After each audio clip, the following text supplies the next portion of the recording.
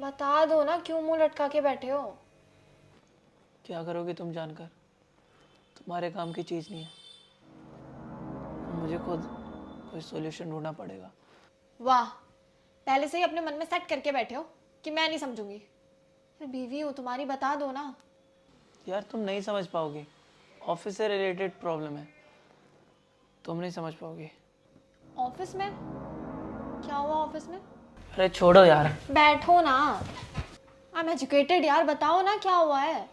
नौकरी चली गई है मेरी, कंपनी से निकाल दिया गया है और मेरे साथ 10 लोगों को और निकाल दिया गया है। कंपनी घाटे में चल रही है। अब मुझे ये समझ नहीं आ रहा कि बिना नौकरी के घर के खर्चे कैसे निकलेंगे। 2-3 महीने तो लगेंगे ना मुझे नौकरी ढूंढने में। अरे तुम कहाँ जा रही हो? अरे कहाँ जा रही हो? अरे कहाँ जा रही हो?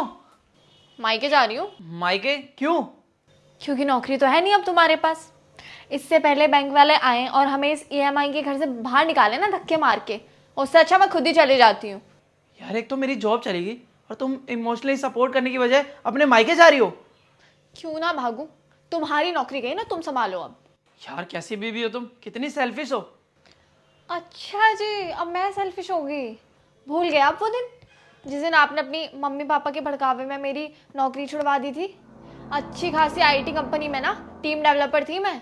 3 लाख रुपए सैलरी थी मेरी। पर नहीं, आपके मम्मी पापा को तो घर संभालने वाली बहू चाहिए थी। आप लोगों के चक्कर में ना अपने अच्छे खासे करियर को लात मारी है मैंने। मिस्टर अभिषेक, अगर आज मेरे पास नौकरी होती ना तो तुम्हें इतना टेंशन लेने की ज़रूरत नहीं होती। लोग समाज को दिखाने के लिए लोग अपनी बहुओं की नौकरी तो छुड़वा देते हैं, क्योंकि उनको तो घर संभालने वाली बहू चाहिए होती है, कमाने वाली तो चाहिए नहीं।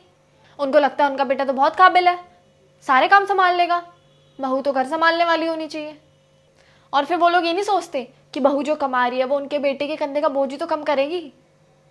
और वैसे भी आज के टाइम पे ना अभिषेक, एक जने के कमाने से घर नहीं चलता। मियाँ बीबी साथ कमाएंगे, एक की नौकरी चली भी जाए तो कसम से इतना डर तो नहीं रहेगा। कम से कम घर की ईएमआई तो भर पाएंगे, रोटी तो खा पाएंगे, जीने मरने का डर तो नहीं रहेगा। यार बात तो बिल्कुल ठीक कह रही हो तुम, और सॉरी यार, उस टाइम मैं मम्मी पापा की बातों में आ गया था। लेकिन अब क्या करें यार, कम से कम मुझे 2-3 महीने लगेंगे जॉब ढूंढने में, तब तक घर का खर्च कैसे चलेगा। तुम्हारी बीवी है ना, मैंने अपनी जॉब से जो सेविंग्स की थी वो सेविंग्स अभी भी है मेरे पास। ऐसे टाइम के लिए बचा के रखी थी मैंने अपनी सेविंग्स। और हाँ, मेरी एक फ्रेंड है रुचिका, आईटी कंपनी की ओनर है, और वो मुझे काफ़ी टाइम से अप्रोच कर रही है कि मैं उसकी कंपनी ज्वाइन कर लूँ, भले ही मैं घर बैठे वर्क फ्रॉम होम करूँ। बट नहीं, तुम लोगों की वजह से ना मैं उसका ऑफ़र एक्सेप्ट नहीं कर पा रही थी। और अब तो मुझे लग रहा है कि उसका ऑफ़र ही एक्सेप्ट करना पड़ेगा। कल फ़ोन करती हूँ मैं उसको। और तुम्हें इतना टेंशन लेने की ज़रूरत नहीं है, ठीक है? मैं हूँ ना, कम से कम एजुकेटेड वाइफ होने के फ़ायदे उठा लो। थैंक यू यार स्नेहा, तुमने सच में मुझे बचा लिया।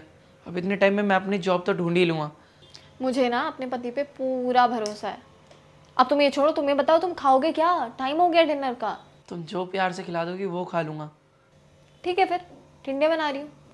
अरे स्नेहा,